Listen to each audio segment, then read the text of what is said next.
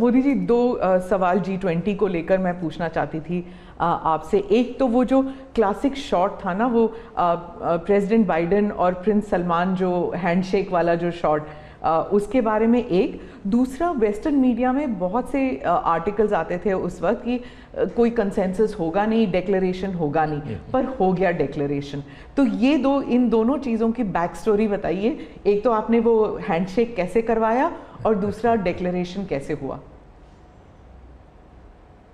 एक global good जब उसके लिए काम करते हैं और अपने निजी कोई इफ्स एंड बट्स नहीं होते हैं, तो आप दुनिया को ऑन बोर्ड ले सकते हैं। और मेरी कोशिश ये थी कि मुझे बताइए भाई, आखिरकार ये G8 और G20 पैदा कैसा हुआ।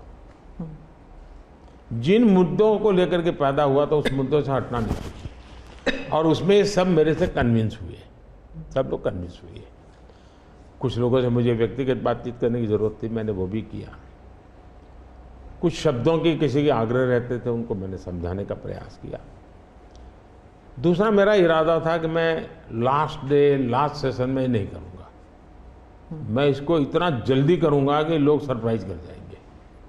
और इसलिए मैंने दूसरे ही दिन पहले ही सत्र में डिक्लेरेशन वाला काम पूरा कर दिया।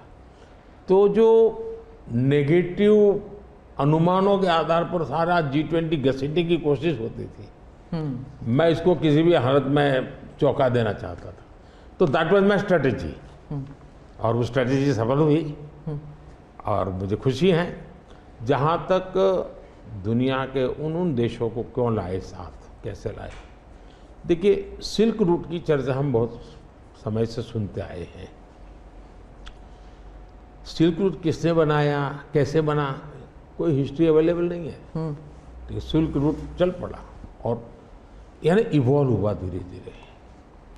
हम लोगों ने ये जो IMEC की दिशा में हम गए हैं, ये बहुत बड़ा गेम चेंजर बनने वाला है, और आने वाले हजारों साल उसका इम्पैक्ट है। जैसा सिल्क रूट का इम्पैक्ट हजारों साल रहा, वैसा इसको इम्पैक्ट रहने वाला है।